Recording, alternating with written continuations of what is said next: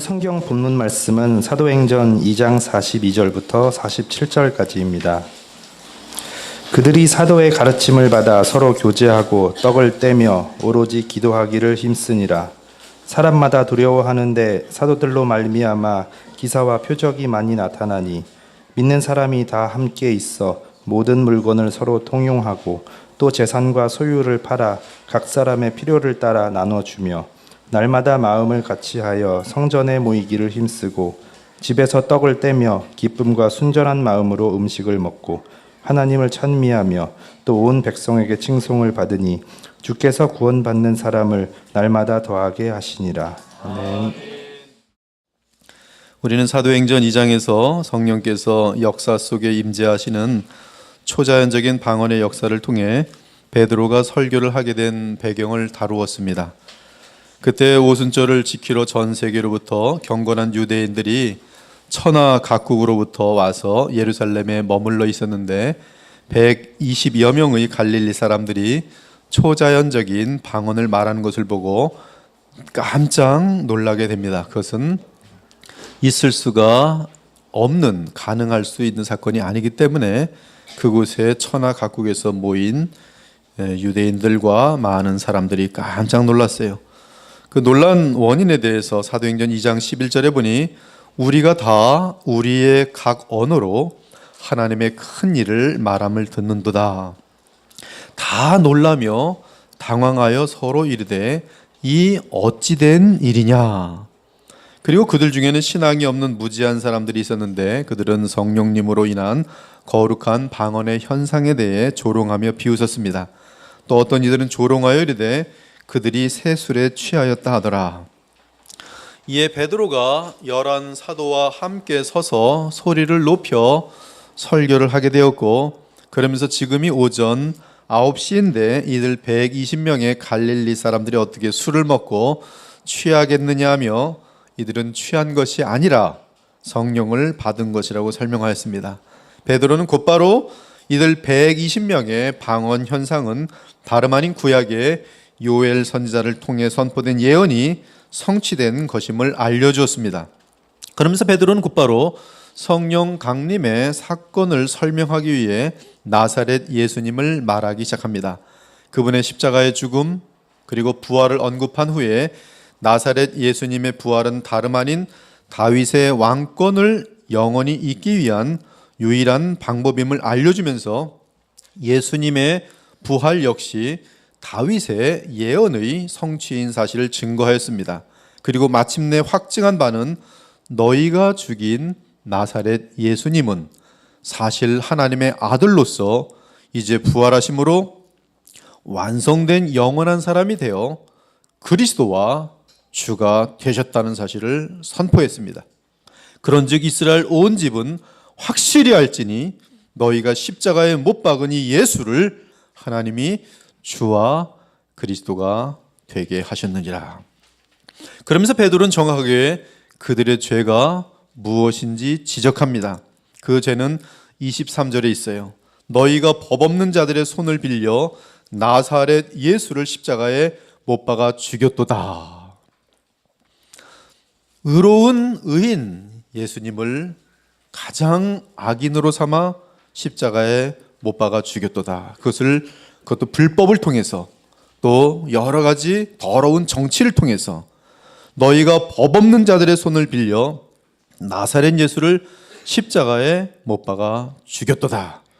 그래서 사람들은 하나님의 아들이신 예수님을 귀하게 접대하지 못하고 멸시한 점, 나아가 십자가에 죽기까지 악행을 행한 사실을 기억하면서 절망에 빠집니다.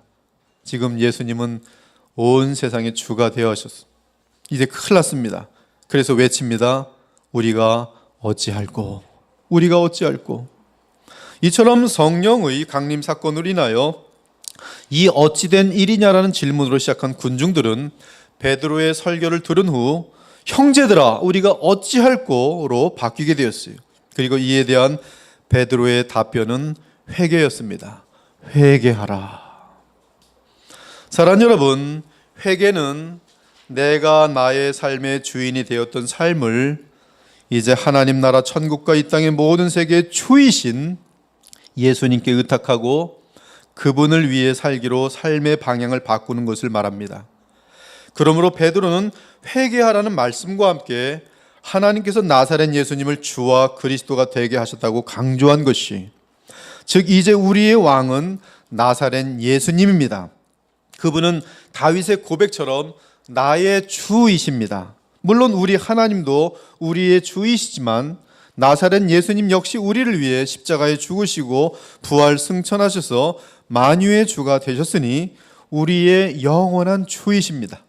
심지어 우리의 주이신 그리스도 예수님은 우리를 실제로 다스리고 인도하시기 위해 그리스도의 영이신 성령님을 보내셨으니 우리는 얼마든지 성령님을 따라 행함으로 예수님의 주되심을 나의 개인의 삶에서 인정할 수 있게 되었습니다. 그러므로 우리는 더 이상 이 썩을 세상을 위해 살지 않고 나를 위해 자기 생명까지 아끼지 않으신 나의 주이신 예수 그리스도를 위해 살기로 마음을 정하는 것, 그것이 회개예요. 이에 바울은 정확하게 회개의 삶을 이렇게 표현했어요. 내가 그리스도와 함께 십자가에 못 박혔나니 그런즉 이제는 내가 사는 것이 아니요, 내가 나의 영광을 위하여 사는 것이 아니요, 내 욕심을 채우기 위해 사는 것이 아니요, 오직 내 안에 그리스도께서 사시는 것이라. 이제 내가 육체 가운데 사는 것은 나를 사랑하사 나를 위하여 자기 자신을 버리신 하나님의 아들을 믿는 믿음 안에서 사는 것이라. 이것이 진정한 회개인 것이. 그러므로 회개는 바른 목표와 동기로 살지 못한 과거의 삶에 대해 죄로 여기고 애통하는 것이며, 이제 나의 생각을 성경에 따라 바꾸어가며 살아가는 것을 말합니다. 그러한 회개의 삶은 마음을 바꾸는 것으로서 삶의 방향을 바꾸는 것이고, 또한 삶의 모든 가치관이 변화되는 것을 의미합니다.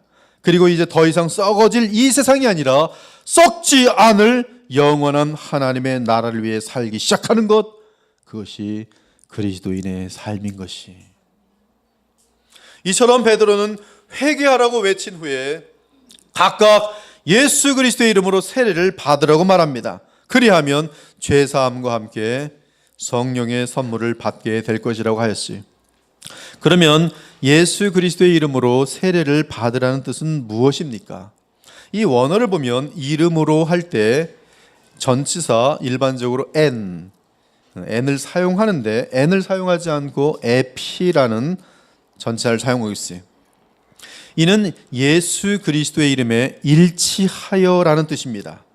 즉 예수 그리스도의 이름이 담고 있는 그리스도의 직분을 아는 가운데 나의 왕 되심, 나의 제사장 되심, 나의 선자 되시는 그 예수 그리스도의 직분을 아는 가운데 예수님과 하나가 되라는 것이, 또한 세례는 세례 형식이 중요한 것이 아니라 성령으로 인하여 우리가 그리스도와 연합되는 것을 뜻합니다. 즉 예수 그리스도의 이름으로 세례를 받으라는 것은 지금 이미 성령께서 임하셨으니 그리스도께서 행하신 모든 구속사역을 의지하여 온 마음과 뜻을 다해 주 예수님과 하나 되기로 언약하고 성령을 통해 연합하자라는 뜻입니다. 그러므로 예수 그리스도의 이름으로 세례를 받으라는 것은 요한복음 1장 12절의 의미와 같아집니다. 영접하는 자, 곧 그 이름을 믿는 자들에게는 하나님의 자녀가 되는 권세를 주셨도다. 그리고 이러한 영접은 고백이며 언약이기에 증인이 있어야 합니다. 따라서 사람들과 하나님 앞에서 세례 의식을 거행하는 것이, 그러므로 회개하라 그리고 예수 그리스도의 이름으로 세례를 받으라는 것은 세상과 내 욕심과 마귀에 따라 살며 썩어질 세상을 구하던 삶에서 돌아서서 이제는 예수 그리스도만을 주와 그리스도로 믿고 그분의 뜻에 따라 살겠다고 하나님과 사람들 앞에서 진실하게 공언하며 언약하는 그 의미인 것이. 그러므로 바울은 이렇게 말합니다. 내가 만일 내 입으로 예수를 주라 신하여. 이 내용은 지금 사도행전 2장에 다 담겨 있는 것이에요. 예수님께서 구속을 완성시키시고 부활 승천하심으로 말미암아 주가 되신, 네가 만일 내 입으로 예수를 주로 신하며 또 하나님께서 그를 죽은 자 가운데 살리신 것을 내 마음에 믿으면 구원을 받으리라.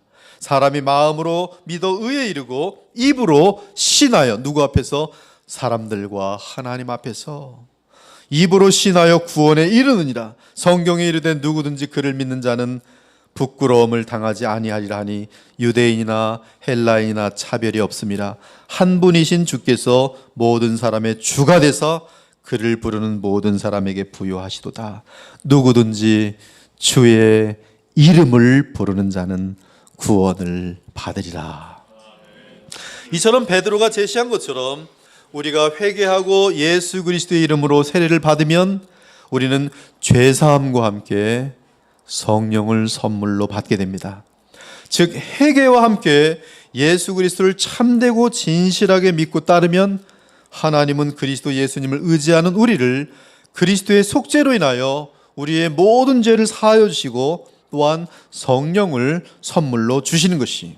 그러므로 어떤 사람이 복음을 듣고 참으로 회개하고 그리스도 예수님을 믿고 그의 회개와 믿음을 하나님과 사람들 앞에서 세례 예식을 통해 진실하게 공포한다면 우리는 그 사람이 죄사함과 함께 성령의 선물을 받았다고, 즉 거듭났다고 보아야 하는 것이. 베드로는 계속 말합니다. 베드로가 이르되 너희가 회개하여 각각 예수 그리스도의 이름으로 세례를 받고 죄사함을 받으라. 그리하면 성령의 선물을 받으리니 이 약속은 너희와 너희 자녀와 모든 먼데 사람 곧 주 우리 하나님이 얼마든지 부르시는 자들에게 하신 것이라고 또 여러 말로 확증하며 권하여 이르되 너희가 이 패역한 세대에서 구원을 받으라. 그렇게 해서 그날 회개하고 구원받은 자가 3천이나 되었어요. 그 말을 받은 사람들은 세례를 받음에 이날에 신도의 수가 3천이나 더하더라. 이는 그날 베드로의 설교를 듣고 구원받기로 작정된 자가 3천이나 되었다는 뜻이에요. 하지만 사도행전 5장을 보면 매우 비슷한 상황 속에서 베드로가 설교합니다. 그러나 멸망받을 자들의 반응은 상이했어요. 그때에도 베드로와 사도들은 그리스도 예수님의 부활을 근거로 하여 복음을 전하였습니다. 너희가 나무에 달아 죽인 예수를 우리 조상의 하나님이 살리시고 이스라엘에게 회개함과 죄사함을 주시려고 그를 오른손으로 높이사 임금과 구주로 삼으셨느니라. 우리는 이 일의 증인이요 하나님이 자기에게 순종하는 사람들에게 주신 성령도 그러하니라 하더라. 우리는 사도행전에서 사람들이 어찌할꼬 소리를 들었는데 사도행전 5장에서는 그들이 듣고 크게 노하여 사도들을 없이 하고자 하더라. 당장 죽이고자 하더라. 베드로의 동일한 설교를 듣고도 이들은 회개는커녕 도리어 베드로와 사도를 죽이려 하였어요. 하나님의 말씀이 단에서 선포되는데 어떤 사람은 그 설교를 듣고 회개하며 예수 그리스도를 바라보지만 어떤 악한 자들은 그 설교를 듣고 마음속에 증오와 분노가 일어나요. 베드로의 동일한 설교를 듣고도 이들은 회개는커녕 도리어 베드로와 사도를 죽이려 했어요. 그런데 여기서 중요한 것은 복음을 증거하는 분은 또한 성령이라는 사실을 알려주고 있어요. 우리는 이 일의 증인이요 하나님이 자기에게 순종하는 사람들에게 주신 성령도 증인이라. 지금 베드로가 증거하고 있는 이 복음의 메시지는 베드로도 증거하고 있지만 그 안에서 하나님이신 성령께서 증거하고 계신다라고 말해요. 하나님의 증거를 이 교만한 바리새인들은 거부하고 오히려 사도들을 죽이려 했어요. 즉 여기서 우리가 복음을 전할 때 그와 동시에 성령께서도 복음을 전하신다는 사실을 알 수 있습니다. 그러므로 복음을 전하는 자는 순전한 마음을 가지고 철저하게 성령을 의지해야 돼요. 이 단은 말자랑하는 것도 아니고 사람들 재밌게 해주는 것도 아니고 원맨쇼 하는 것도 아니고 무슨 세상 정치 얘기하는 것이 아니, 이곳은 성령과 함께 하나님의 복음을 전하는 자리. 그러므로 복음을 전하는 자는 순전한 마음을 가지고 철저하게 성령을 의지해야 합니다. 그러할 때 복음 전하는 자는 성령님과 함께 복음을 증언하는 자가 돼요. 그리고 그 설교는 하나님의 말씀 그 자체. 너희가 우리에게 들은 바 하나님의 말씀을 받을 때 사람의 말로 받지 아니하고 하나님의 말씀으로 받음이니 진실로 그러하도다. 이 말씀이 너희 믿는 자 가운데 하나님의 말씀이기에 믿는 자들 가운데 역사하느니라. 어떤 역사요? 구원의 역사, 거룩의 역사, 사람의 마음을 변화시키는 역사, 그리고 단 한 번의 안개와 같은 인생을 영원한 가치를 위해 쓰일 수 있는 가장 놀라운 축복의 역사가 있는 거예요. 하나님의 선포된 말씀에 믿음으로 화답하는 자들에게는 변화가 있게 돼 있어요.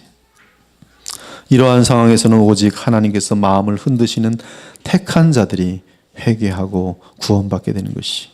사랑하는 여러분, 이제 나사렛 예수님께서는 주와 그리스도가 되셔서 자기 백성에게 성령을 보내셨습니다. 그러므로 성령님은 공식적으로 이 땅에 임하신 이후로 지금까지 늘 그리스도와 그리스도의 백성과 함께 하시며 역사하세요. 여기서 우리가 실수하지 말아야 하는 것은 사도행전 2장의 사건은 마치 예수님의 탄생처럼 또한 십자가 사건과 부활 승천 사건처럼 역사 속에서 일회적으로 발생한 사건이란 사실입니다. 그러므로 성령 강림 사건이 또 발생하기를 바란다면 이는 역사 속에서 예수님이 또다시 탄생하기를 또는 역사 속에서 예수님이 또다시 부활하시기를 바라는 것과 마찬가지입니다. 오순절 계통의 무지한 사람들 중에는 사도행전 2장 사건이 지금도 또 발생할 것처럼 생각하고 함께 모여 기도하는 사례들이 있는데 그것은 성경을 제대로 이해하지 못한 지극한 어리석음이. 지금 우리가 사는 시대는 이미 오래 전부터 성령께서 임하신 상태로서 성령님의 은사가 때와 상황에 따라 얼마든지 풍성하게 주어지는 시대입니다. 왜? 성령님께서 이미 이 땅의 교회에 와 계시기 때문에 가능한 것이. 주의 성도들에게는 성령의 은사들이 차고 넘치도록 부어주실 수가 있어요. 왜? 성령께서 이미 우리 마음속에 와 계시기 때문에 구원받은 자들마다. 그러므로 성령께서 오신 이후 시대에 사는 우리는 처음 성령께서 이 땅에 역사적으로 불의 혀같이 그리고 강한 바람 소리와 같이 임한 후 지금 이제 어떤 일을 하시며 또 우리의 주와 그리스도가 되신 예수께서 보내신 성령님에 대해 어떤 이해를 해야 하는지 성경적으로 정리할 필요가 있습니다. 이미 우리에게 와 계신 예수님, 와 계신 성령님, 우리 마음속에 계신 성령님에 대해서 구원받은 자들은 그분을 어떻게 무엇을 알고 이해하고 있어야 하냐 이 말씀이. 즉 회개하고 예수 그리스도를 믿어 세례를 받은 자에게는 죄사함과 함께 이미 성령을 선물로 받은 상태에 있는데 그러면 성령을 받은 구원받은 자는 그 다음 무엇을 해야 하느냐 하는 것이. 성령 이미 받았는데 또 성령을 받으려고 뭐 어떤 방언이나 그런 현상들로 성령 받는 것처럼 생각하고 날마다 성령 주소서 그렇게 해야 되는가? 무엇을 어떻게 해야 되는가? 그것이 바로 오늘 본문이 그들이 사도의 가르침을 받아 서로 교제하고 떡을 떼며 오로지 기도하기를 힘쓰니라. 사람마다 두려워하는데 사도들로 말미암아 기사와 표적이 많이 나타나니 믿는 사람이 다 함께 있어 모든 물건을 서로 통용하고 또 재산과 소유를 팔아 각 사람의 필요를 따라 나눠주며 날마다 마음을 같이하여 성전에 모이기를 힘쓰고 집에서 떡을 떼며 기쁨과 순전한 마음으로 음식을 먹고 하나님을 찬미하며 또 온 백성의 칭송을 받으니 주께서 구원받는 사람을 날마다 더하게 하시니라. 이것이 성령이 임한 상태 속에서의 교회가 하는 일이, 성령을 받은 구원받은 주의 백성들이 해야 할 일들인 것이. 우리는 본문을 구체적으로 다루기 전에 예수님께서 십자가를 지시기 전에 또 다른 보혜사 곧 성령님에 관해 하신 말씀을 기억할 필요가 있습니다. 내가 아버지께 구하겠으니 그가 또 다른 보혜사를 너희에게 주사 영원토록 너희와 함께 있게 하리니 그는 진리의 영이라. 세상은 능히 그를 받지 못하나니 이는 그를 보지도 못하고 알지도 못함이라. 세상은 성령님을 몰라요. 그는 진리의 영이라 세상은 능히 그를 받지 못하나니 이는 그를 보지도 못하고 알지도 못하며 그러나 너희는 그를 아나니 그는 너희와 함께 거하심이요 또 너희 속에 계시겠음이라. 내가 너희를 고아와 같이 버려두지 아니하고 너희에게로 오리라. 성령님이 오시면 우리와 영원토록 함께 하신다고 예수님께서 말씀하셨어요. 만일 여러분이 성령을 선물로 받으면 성령께서는 여러분을 영원히 떠나지 않으시고 영원토록 함께 하십니다. 성령님은 우리 안에 거하시면서 진리의 영이시기에 진리를 알려주십니다. 그리스도 예수님은 몸으로는 우리와 떨어져 계시지만 영으로는 성령에 의해 우리와 함께 계십니다. 그러나 세상은 성령님을 모르기 때문에 진리를 알 수가 없어요. 또한 성령님이 오시면 예수님이 하신 모든 말씀을 기억나게 하시고 그 말씀을 가르치실 것이라 예수님께서 말씀하셨어요. 그 성령님이 지금 여러분 안에 계십니다. 내가 아직 너희와 함께 있어서 이 말을 너희에게 하였거니와 보혜사 곧 아버지께서 내 이름으로 보내실 성령 그가 너희에게 모든 것을 가르치고 내가 너희에게 말한 모든 것을 생각나게 하리라. 또한 성령님은 무엇보다 예수 그리스도를 증언하실 것입니다. 그러므로 성령으로 충만하여 성령의 이끌림을 받는 사람은 언제나 말과 삶과 고백을 통해 예수 그리스도를 증언합니다. 내가 아버지께로부터 너희에게 보낼 보혜사 곧 아버지께로부터 나오시는 진리의 성령이 오실 때에 그가 성령께서 나를 예수를 증언하실 것이요 너희도 처음부터 나와 함께 있었으므로 증언하느니라. 그리고 우리 안에 계신 성령님은 죄와 의와 심판에 대해 세상을 책망하십니다. 교회는 성령의 말씀으로 증거하기 때문에 교회는 죄와 의와 심판에 대해 세상을 책망하게 돼 있어요. 즉 성령께서는 하나님이 보내신 구원자 예수 그리스도를 믿지 아니함이 가장 무서운 죄라고 알려주십니다. 그래서 믿지 아니하는 세상을 향하여 너희는 멸망받아 합당한 죄인 중에 죄인이라고 책망하세요. 또한 의로운 예수님을 십자가에 죽인 이 세상은 공적으로 불의한 세상이에요.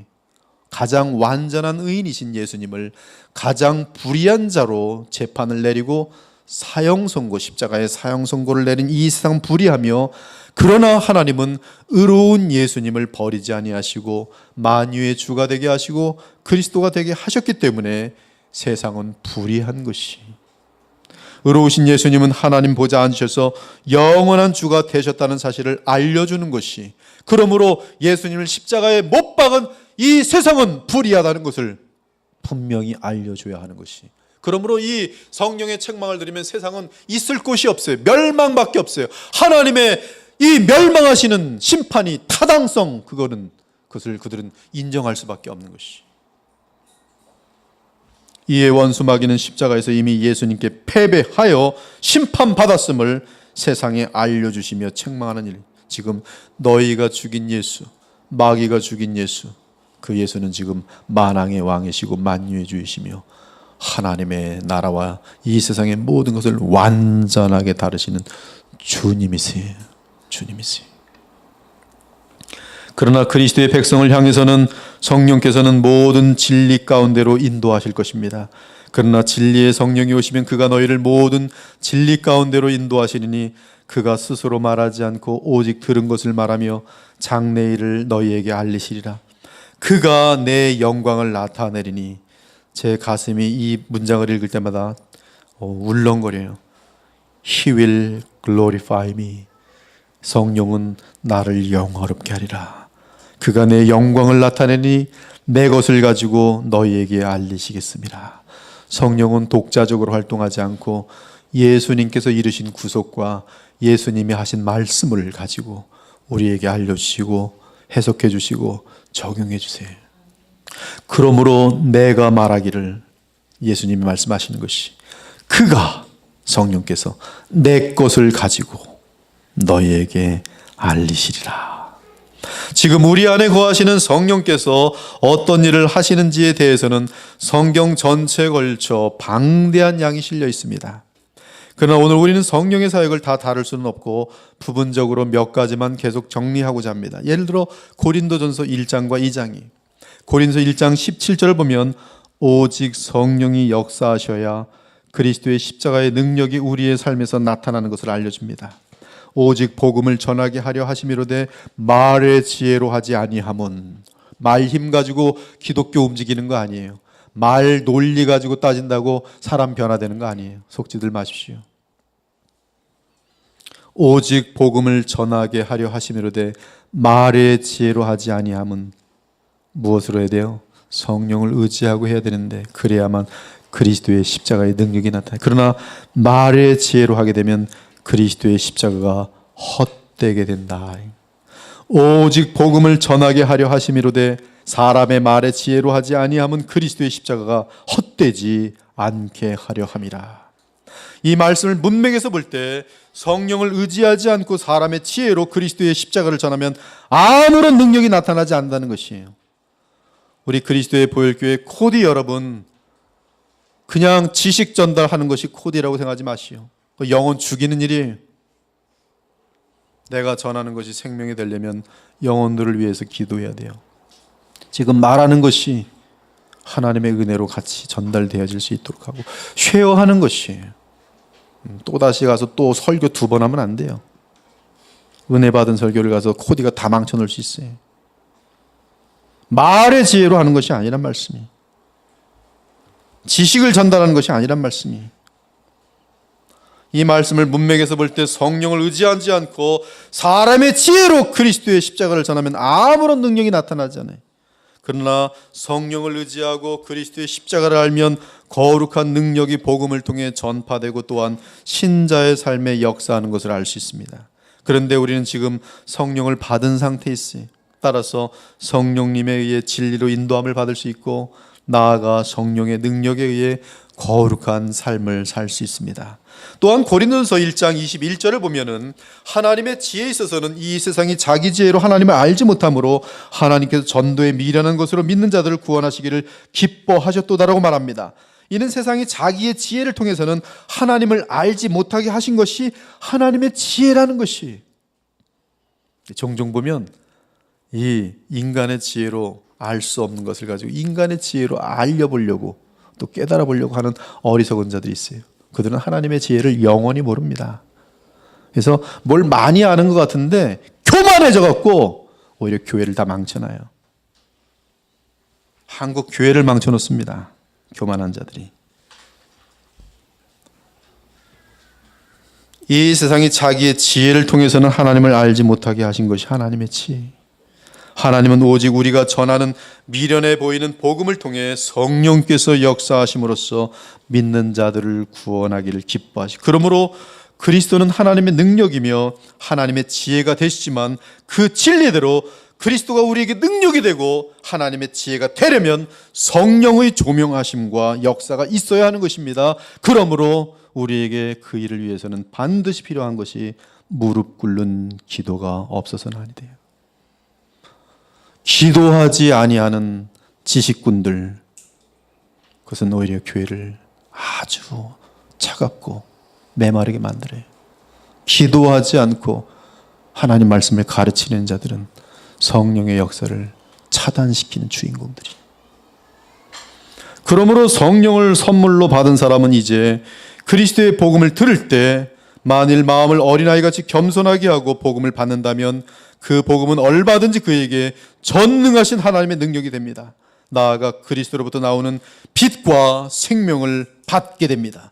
그래서 바울은 이렇게 고백하는 것이, 내 말과 내 전도함이 설득력 있는 지혜의 말로 하지 아니하고 다만 성령의 나타나심과 능력으로 하여 너희 믿음이 사람의 지혜에 있지 아니하고 다만 하나님의 능력에 있게 하려 하였노라.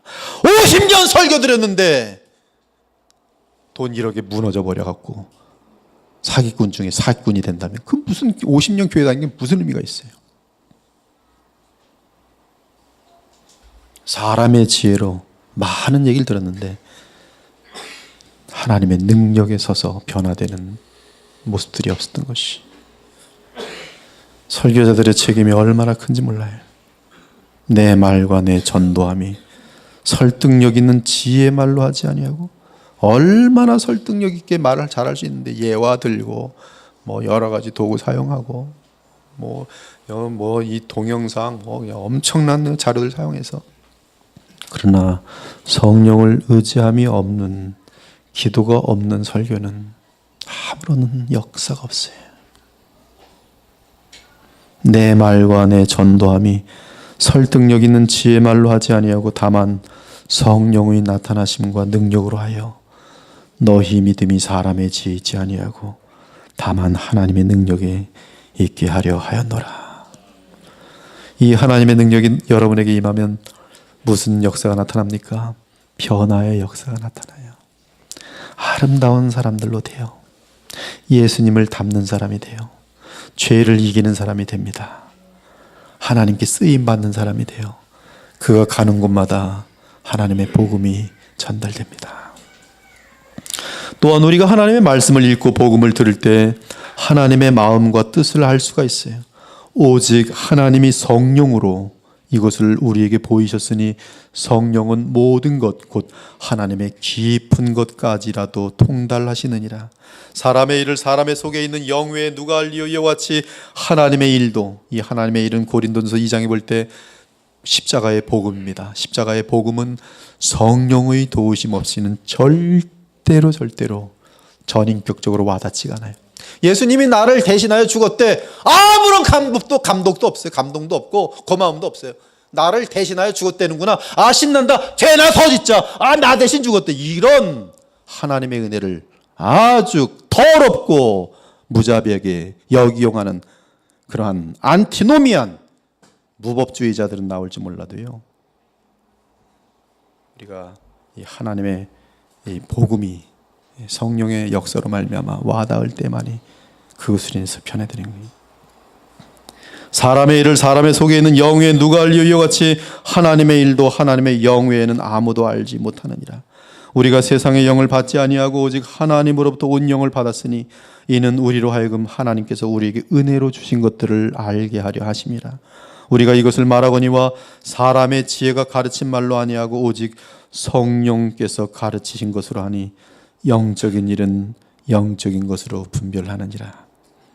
이처럼 우리에게 임하신 성령님은 그 누구도 우리에게 줄 수 없는 것들을 주십니다. 하늘의 거룩한 능력을 주시고 복음을 알게 하시고 그리스도와 더욱 깊은 교제 가운데 있게 하십니다. 우리가 진심으로 예수님을 사랑하며 순종하고자 부활의 능력을 얻고 거룩함을 이루려고 한다면 하나님은 얼마든지 성령의 역사를 허락하시오 우리로 하여금 날마다 온전하여 지도록 하실 것이, 그럴 경우 우리 하나님 역시 우리로 인하여 큰 만족과 기쁨을 누리실 것입니다. 이는 성령으로 인도함을 받는 자는 그리스도의 마음을 가지고 주의 뜻에 따라 순종하며 살아가기 때문이, 육에 속한 사람은 하나님의 성령의 일들을 받지 아니하나니 이는 그것들이 그에게는 어리석게 보임이라. 또 그는 그것들을 알 수도 없나니 그러한 일은 영적으로 분별되기 때문이라. 신령한 자 곧 성령으로 인도함을 받는 자는 모든 것을 판단하나 자기는 아무에게도 판단을 받지 아니하느니라.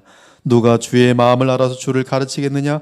그러나 우리가 그리스도의 마음을 가졌느니라. 그리스도의 마음을 가졌다는 것은 그리스도의 마음을 안다는 뜻이에요.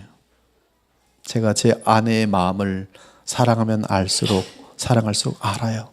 지금 아프구나, 지금 슬프구나, 지금 무슨 생각을 하는구나. 그것이 그리스도의 마음을 가졌다는 뜻이. 성령으로 충만하면 예수님이 이 세상을 바라보면서 우시는구나. 예수님이 저 한 영혼이 변화되는 걸 보면서 기뻐하시는구나. 아, 예수님께서 지금 나에게 저 사람에게 위로의 말을 주시도록 이렇게 강권하시는구나. 그것이 그리스도의 마음이. 도덕적인 내용이 아니. 아, 그리스도의 마음을 가지란다. 아, 이제 겸손해야지. 이것은 지금 성령의 역사와는 무관한 또 다른 내 나름대로의 도덕적인 기준을 만들고 자기 또 예수님 따르겠다고 하면서 하는 것인데, 이것은 지금 복음과 끊어지는 내용들이. 우리가 그리스도의 마음을 가졌느니라. 이처럼 죄사함을 받아 성령을 선물로 받은 신자들의 모임이 교회입니다. 이제 베드로의 설교와 함께 예루살렘에서는 마침내 나사렛 예수님의 첫 번째 교회가 서게 되었어요. 이제 그들의 마음에는 성령께서 임재한 상태입니다. 그리고 교회는 역사 속에서 태어나 진행되기 시작합니다. 그러면 성령을 받은 자들의 모임, 곧 교회의 가장 중요한 것은 무엇입니까? 42절을 보니 교회에서 가장 중요한 것, 성령을 받은 자들의 무리에게 가장 중요한 것은 사도의 가르침을 받는 것이. 사랑하는 여러분, 바른 봉사, 참된 교제, 참된 선교와 전도는 바른 가르침이 없이는 불가능합니다. 바른 가르침이 없는 선교 다니는 사람 허다하게 많습니다. 그것은 그냥 종교적 열심이고 자아 실현 만족이에요. 자아 도취입니다. 나는 선교한다. 나는 또 위기를 담당한다. 그리고서 사도의 가르침을 모르면 왜 하는지 모르는 거예요. 봉사도 마찬가지입니다. 교회에서 뭐 일을 한다. 만약에 사도의 가르침을 모르고 봉사하면 내가 봉사한 대가를 내놓으라는 것뿐이 안 돼. 바른 봉사, 참된 교제, 참된 선교와 전도는 바른 가르침이 없이는 불가능합니다. 복음을 모르는 채 그저 인간의 열심과 재주로 하나님의 나라와 교회를 섬길 수 있다고 오해하지 않길 바랍니다. 그러할 경우 언제나 그러한 바른 복음에 서 있지 않는, 바른 교훈에 서 있지 않는 열심들은 오히려 예수 그리스도를 책망하고 마르다처럼 예수님 지금 뭐 하시는 겁니까? 난 지금 일하고 있는데. 왜 이래? 예수님을 섬기려고 일하고 있는데 까먹은 거예요. 일이 우상이 됐고 예수님은 화딱지가 나는 거예요. 난 지금 일하고 있는데 예수님 놀고 있네, 마리아랑. 이런 일들이 얼마나 많은지 몰라요, 교회가. 사랑해야 할 교회가 일 몇 개 한다고 사랑 다 깨뜨려 버리는 거예요. 그렇죠? 복음을 모른 채 그저 인간의 열심과 재주로 하나님 나라와 교회를 섬길 수 있다고 오해하지 않길 바랍니다. 그럴 경우 언제나 예수 그리스도를 책망하고 나무라는 마르다가 되고야 말 것. 심지어 또한 참된 지식의 부족으로 인하여 거듭나기 이전의 바울처럼 오히려 복음을 대적하는 열심을 나타내기 십상이. 내가 증언하노니 그들이 하나님께 열심히 있으나 올바른 지식을 따른 것이 아니니라. 하나님의 의를 모르고 자기 의를 세우려고, 자기를 나타내려고 힘써 하나님의 의를 대적하고 하나님을 대항하였다라고 돼 있어요. 원어로 보면 하나님과 맘먹었다 돼 있어요. 왜? 자기 의를, 자기 자랑을 드러내려고. 뭐를 통해서? 기독교 봉사를 통해서. 올바른 지식을 따르지 않을 때, 사도의 바른 가르침을 받지 않을 때, 그러므로 봉사보다, 선교보다, 친교보다 가장 앞선 것은 그리스도의 복음을 바르게 배워서 우리의 모든 마음의 동기가 무엇보다 먼저 그리스도의 영광이 돼야 돼. 내가 이것을 왜 하는가? 내 영광이 아니라 오직 예수님의 영광, 그것이 중심이 돼야 돼. 이걸 놓치면 끝입니다. 예수님의 영광을 위한 것이 아니면 뭘 위해서 하겠어요? 자기. 그런 사람들이 교회에서 뭘 하겠어요? 교회 다 망가뜨리는 것이죠. 안 알아주면 삐치고, 하다가 때려치고. 마음 깊은 중심이 십자가 은혜 앞에서 마리아처럼, 그렇죠? 하나님의 무한한 사랑에 젖은 자들이 남들이 돌을 던지든 뭘 하든지 간에 예수님 때문에만 계속 그 일을 감당할 수가 있는 것이.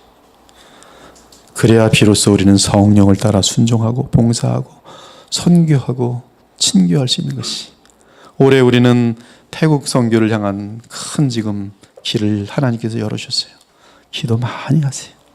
그리고 깨끗한 동기를 가질 수 있도록 서로 붙잡아줘야 돼요. 하나님께서 이 과정 자체가 우리 모두에게도 큰 추억이 되고 교회에 놀라운 그러한 비전을 또 주실 것이. 하나님의 성령으로 봉사하며 그리스도 예수로만 자랑하고 육체를 신뢰하지 아니하는 우리가 곧 할례파라. 바울 서신을 쭉 읽어보기 바랍니다. 분명히 한 가지를 발견하는데, 항상 복음의 교훈을 가르친 후에 그러므로 이렇게 봉사하고 이렇게 교제하고 이렇게 친교하고 이렇게 선교하라. 그러므로 뭐예요? 너희는 예수님의 사랑을 이렇게 많이 받았으니 예수님 때문에, 이게 근거예요. 예수님 때문에. 저도 목회도 마찬가지입니다. 예수님 때문에 설교하고 예수님 때문에 목회할 때 이 목회는 순수성을 유지할 것이. 그러나 오늘 싹 빼서 돈 때문에 왜 월급 안 올려주는 거야? 내 친구는 지금 보니까 얼마를 번데 그 정도 교회도 얼마씩 받을 수 있나 봐. 이건 벌써 이제 부패의 시작이죠.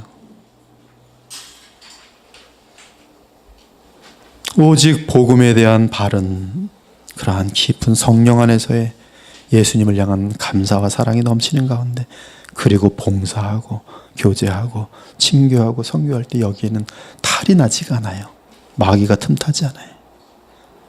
이는 바른 교훈을 배우지 못한 상태에서는 자기 생각에 따라 자기 멋대로 친교하고 제 멋대로 봉사하고 제 멋대로 선교하면서 주의 거룩한 일을 그르칠 수 있다는 뜻이.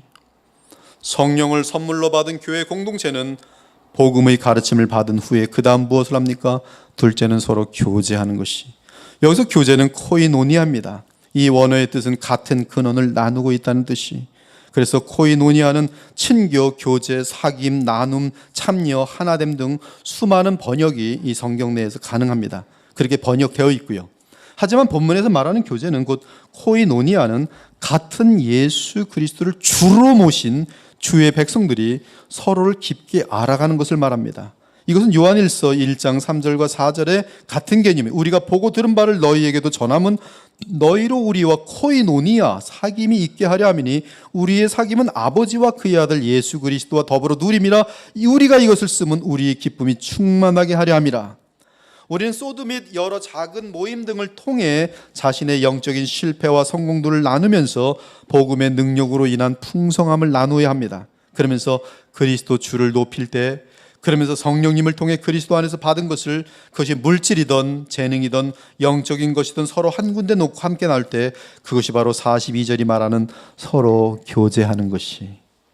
이는 주 예수로 인하여 그리스도 안에서 사랑으로 하나됨을 말하는 것이며, 성령 안에서 성도들과 함께 천국의 하나됨을 이 땅에서 미리 누린 것과 같습니다. 셋째는 서로 떡을 떼는 것이. 이것은 성찬 및 애찬을 뜻합니다.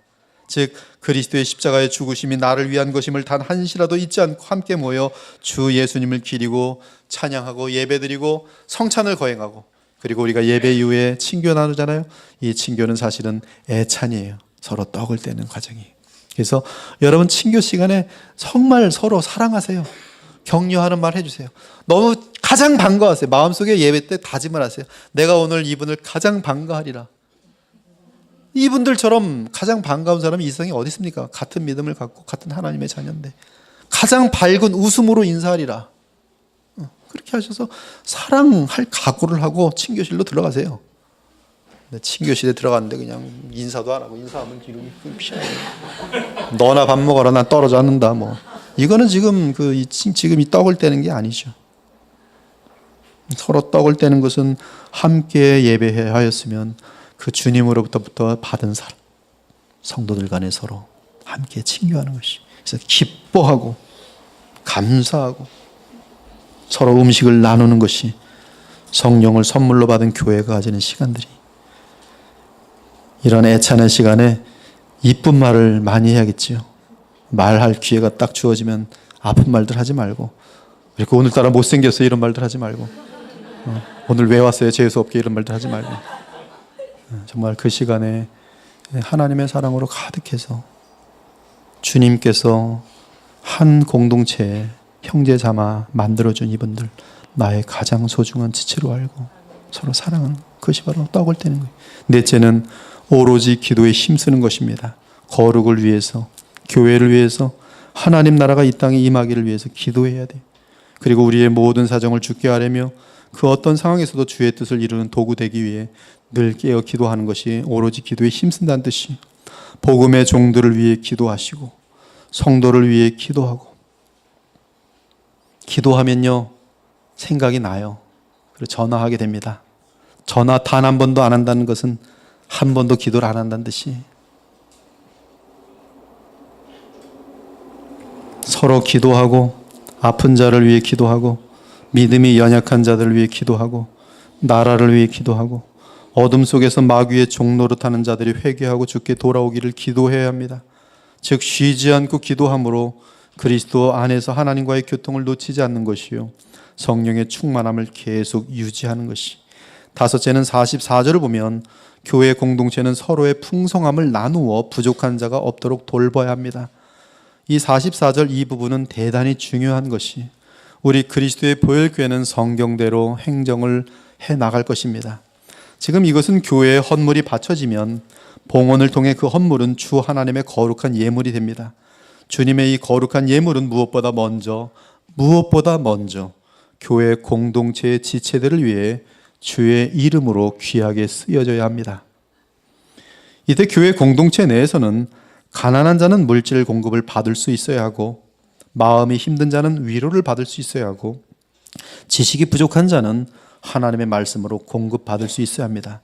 이렇게 그리스도의 사랑을 위해 그리스도를 서로 닮도록 하기 위해 한 영혼의 구원을 위해 주의 거룩한 예물이 쓰일 때 우리가 믿음으로 주께 헌상한 이 지체들의 예물이 영원한 값진 의미를 갖게 되는 것이. 여섯째는 46절을 보니 세상은 악하기 때문에 죄사함 및 성령의 선물을 받은 우리는 더욱 자주 모여서 주의 종을 통해 성경을 배우고 가정에서도 주께 찬양하며 영광 돌리면서 늘 기쁨과 정직함과 선한 양심으로 살아가야 할 것을 알려주고 있습니다. 그래서 여러분들 세상에 머무는 만큼 부패할 것입니다. 그러나 교회에 와서 하나님 말씀을 듣는 만큼 사람은 들어가는 만큼 변화가 되게 돼 있어요. 쓰레기가 들어가면 쓰레기 같은 인간이 되는 것이고요. 거룩한 것이 들어가면 거룩하게 돼 있어요. 그래서 자주 모여서 당구 치자는 게 아니고 모여서 하나님의 말씀을 배우고 서로 기도해주고 그럴 때 우리는 이 시대를 본받지 않고 거룩한 공동체로 설 수가 있는 것이. 이러한 삶을 살아갈 때 여러분의 마음속에는 세상이 줄 수 없는 평강이 넘칩니다.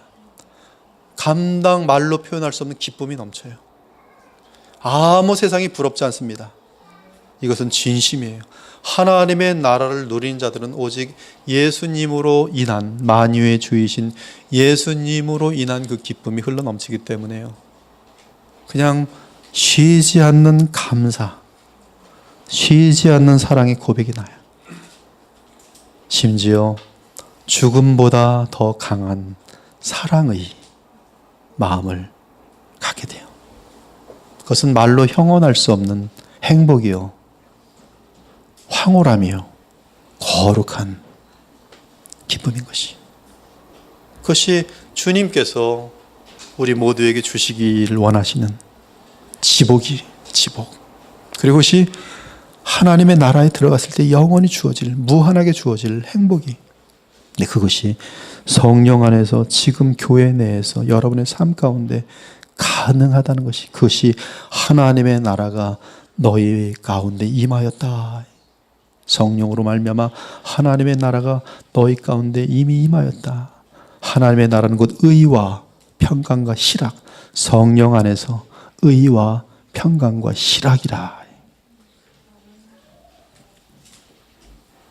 이와 같이 하여 우리의 모든 삶에서 성령의 역사가 나타나 우리가 매일 그리스도를 닮아가면 가족으로부터 시작하여 주변 사람들이 우리로 인해 하나님을 경외하게 되고 찬미하게 됩니다. 43절을 보기 바랍니다. 우리의 변화된 삶 때문에 사람마다 두려워하는 데라고 말합니다.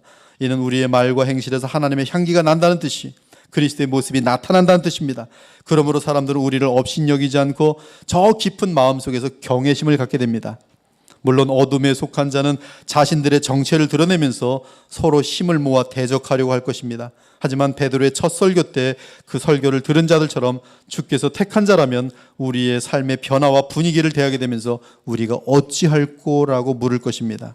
그러면 그때 우리는 베드로처럼 기회를 놓치지 말고 진실하게 그리스도 예수님의 복음을 전해야 합니다. 성령 강림 사건과 함께 교회 역사 가운데 첫 설교를 하여 3,000명을 회개하는 데 쓰임받은 베드로의 권고를 우리는 늘 마음에 새기고 있어야 돼요. 베드로가 말합니다. 너희 마음에 그리스도를 주로 삼아 거룩하게 하고 너희 속에 있는 소망에 관한 이유를 묻는 자에게는 대답할 것을 항상 준비하되 온유와 두려움으로 하고 선한 양심을 가지라. 이는 그리스도 안에 있는 너희의 선행을 욕하는 자들로 그 비방하는 일에 부끄러움을 당하게 하려 함이라. 요약하면 우리는 성령을 선물로 받은 이후로 그리스도의 빛과 소금이 되어 온 세상 주변에 거룩한 영향을 끼쳐야 한다는 것이, 그러면 어둠 및 부패한 심령들은 도망치듯 멀어질 수밖에 없고 구원받게 될 자들은 여러분에게 가까이 다가서게 되면서 복음을 듣고 구원을 얻게 될 것이, 그것이 바로 주께서 구원받는 사람을 날마다 더하시는 교회인 것이.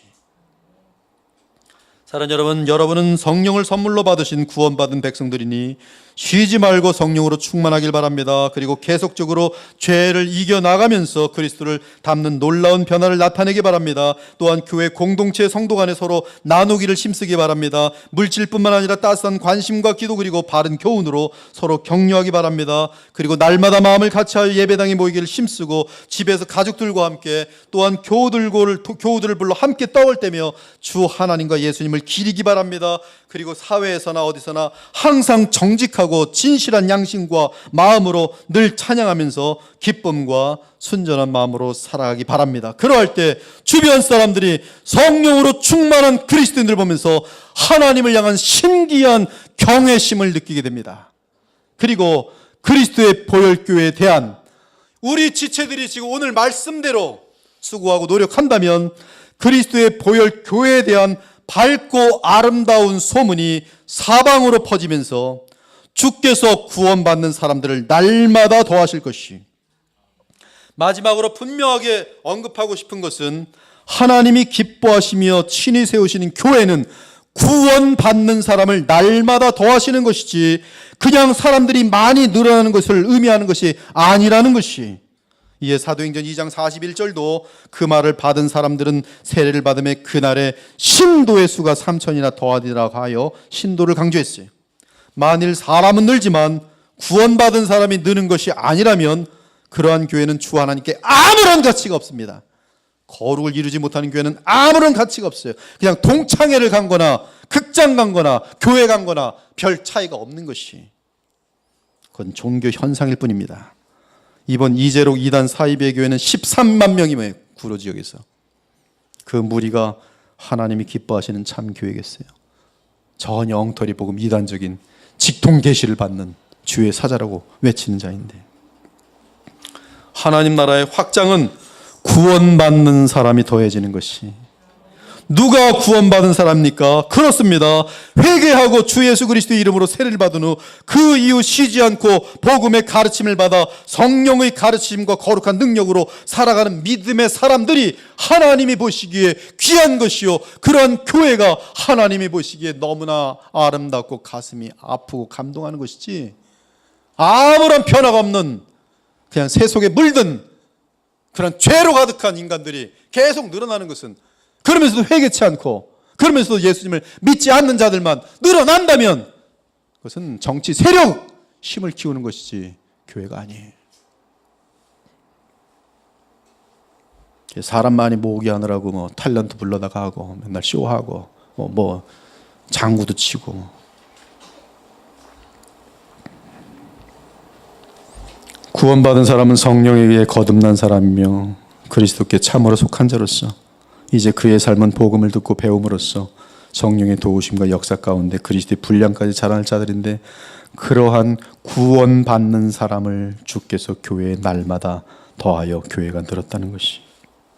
따라서 예루살렘 교회는 이제 변화할 수밖에 없는 처지가 되었습니다. 그 이유는 성령님에 따라 생명을 얻은 자들이 사도들의 가르침을 받아 배우게 되면서 성령의 능력에 의해 거룩한 능력을 얻을 것이며 하나님의 말씀을 바르게 배워 깨달아 더욱 영적으로 깊어질 것이기 때문에, 이것이 바로 구원받는 사람이 날마다 더하는 교회.